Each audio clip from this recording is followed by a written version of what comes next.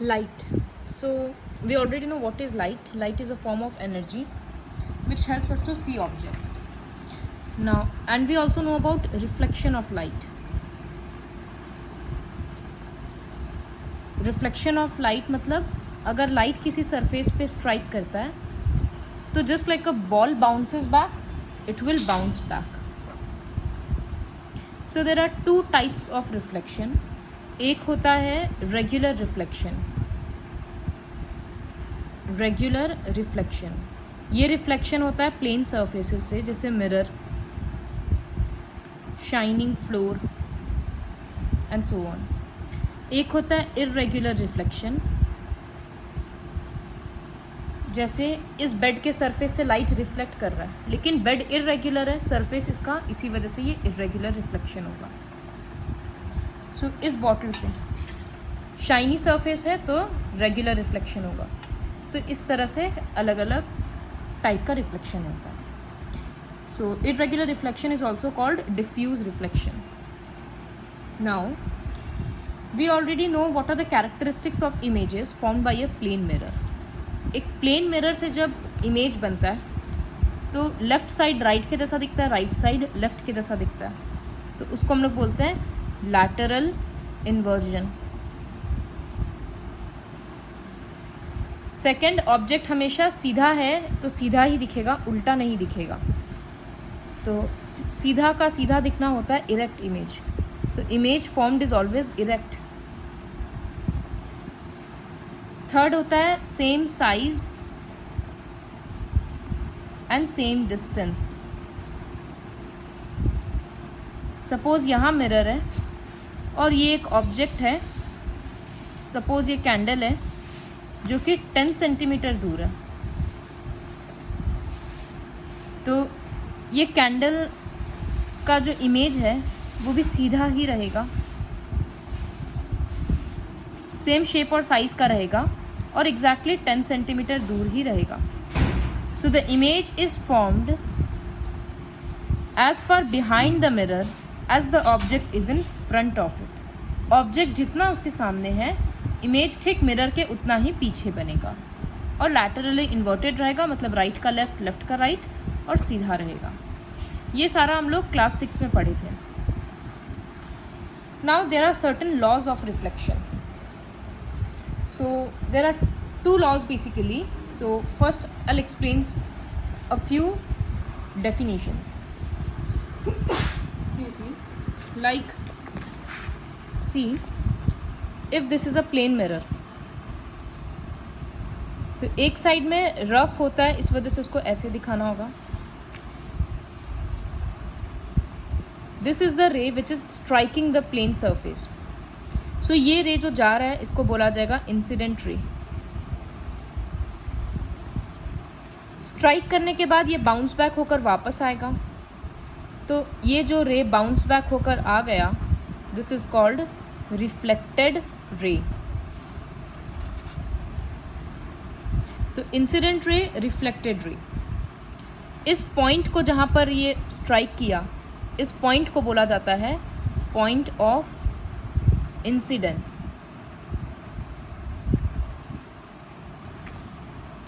Point of incidence. तो incident ray, reflected ray and point of incidence. Another term is normal. Normal मतलब point of incidence पे अगर एक perpendicular draw करेंगे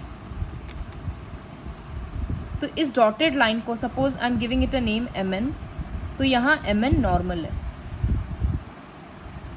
सो the perpendicular line drawn at the point of incidence or a line drawn perpendicular to the mirror at the point of incidence is called normal.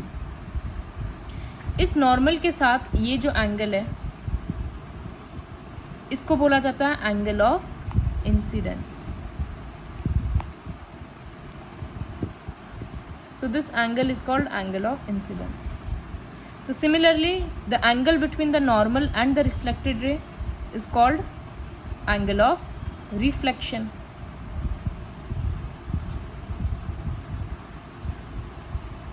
So ये terms है जिसका definitions learn करना है और बहुत easy है. I'll repeat it again. The ray which is striking the mirror or ray coming towards the mirror is called incident ray. The ray which is getting reflected from the mirror is called reflected ray. Then normal, the perpendicular line drawn at the point of incidence is called normal. What is point of incidence? The point at which incident ray strikes the mirror is called point of incidence. Or it can be said that point of incidence is that point on the mirror on which incident ray falls. Next definition, the angle of incidence. So angle between incident ray and normal is called angle of incidence, or angle between normal and reflected ray is called angle of reflection. तो यही definition सारा यहाँ पर लिखा हुआ है. एक ये भी है, the plane defined by the incident ray and the normal of incidence is called plane of incidence. मतलब ये वाला जो पूरा प्लेन है जहाँ पर इंसिडेंट रे है और नॉर्मल है उसको बोला जाता है प्लेन ऑफ इंसिडेंस, और इस साइड का जो प्लेन है उसको बोला जाता है प्लेन ऑफ रिफ्लेक्शन.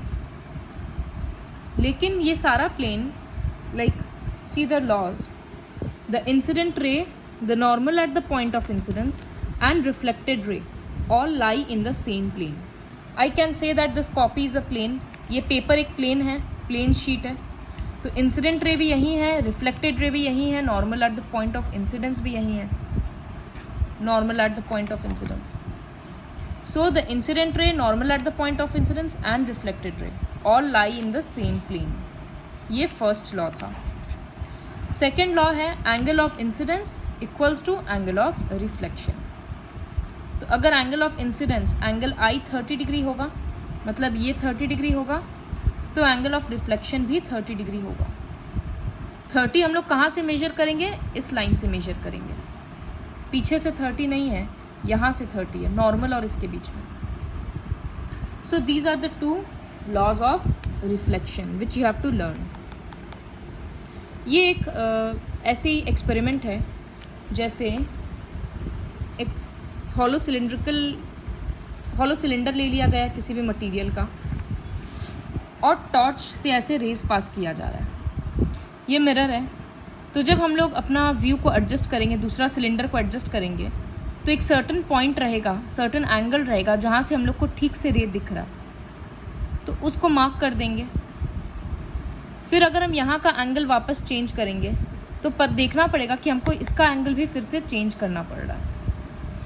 और हम लोग अगर ये नॉर्मल ड्रॉ कर देंगे तब हम लोगों को समझ में आएगा कि एंगल ऑफ इंसिडेंस और एंगल ऑफ रिफ्लेक्शन हमेशा इक्वल होता है. I will explain this by drawing it in copy. Like ये एक मिरर लिए एक्सपेरिमेंट में. ये मिरर कॉपी में रखा हुआ है, सपोज लाइक दिस. अब इसमें हम एक परपेंडिकुलर ड्रॉ कर दिए. फिर हम यहाँ पर एक टॉर्च रखे हैं. टॉर्च को, लाइट को हम हॉलो सिलेंडर से पास कर रहे हैं, तो वो रे ऐसे जाकर स्ट्राइक कर रहा है. हम दूसरे सिलेंडर से झांक कर देख रहे हैं, तो इसको जगह जगह जब हम रख कर एडजस्ट कर रहे हैं तब एक पॉइंट आ रहा है जहाँ पर हमको ठीक से दिख रहा है. तो हम क्या करेंगे, यहाँ पर अपना लाइंस को ड्रॉ करके छोड़ देंगे. तो ये एक एंगल ऑफ इंसिडेंस हो गया, ये एंगल ऑफ रिफ्लेक्शन हो गया. हम मेजर करेंगे जब, तो देखेंगे ऑलमोस्ट इक्वल है. अगर ये 35 है तो हो सकता है ये 35 हो, 36 हो या 34 हो, तो ऑलमोस्ट इक्वल होगा. फिर हम इसको चेंज कर दे रहे हैं, सपोज हम और दूर कर दिए. तब हमको ऑब्जर्व करना पड़ेगा कि अब इस पाथ को देखने के लिए हमको इस सिलेंडर को भी एडजस्ट करके आगे पीछे करना पड़ रहा है. तो फिर देखेंगे कि और दूर करना पड़ रहा है. तो फिर से अगर ये 40 हुआ तो ये वापस 40 हो जाएगा. तो इस एक्सपेरिमेंट से पता चलता है कि angle of incidence is equal to angle of reflection. Now image formation, कि प्लेन मिरर से इमेजेस कैसे फॉर्म होता है, तो वो ये थ्योरी है. इसके लिए अच्छे से फिगर्स ड्रॉ करना होगा. So see suppose this is a plane mirror,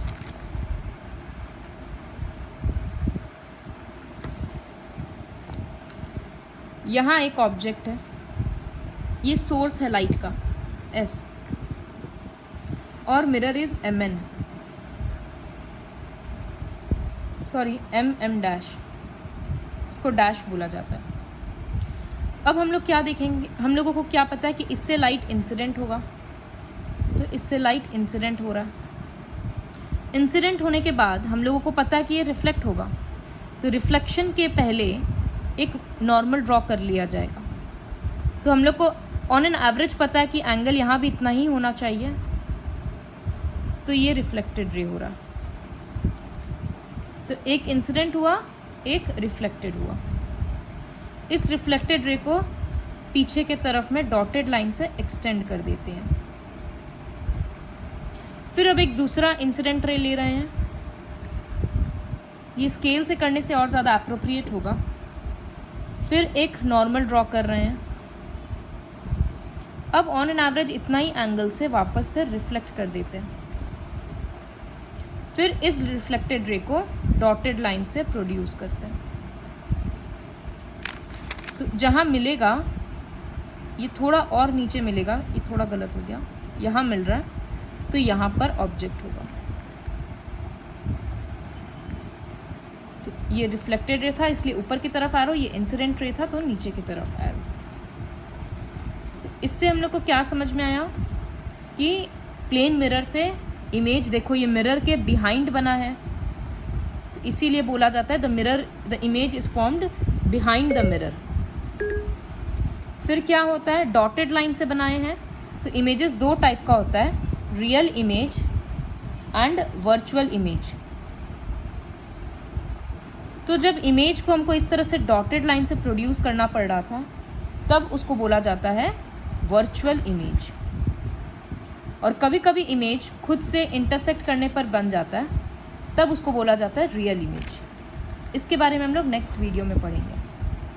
so images formed by the plane mirror are virtual images.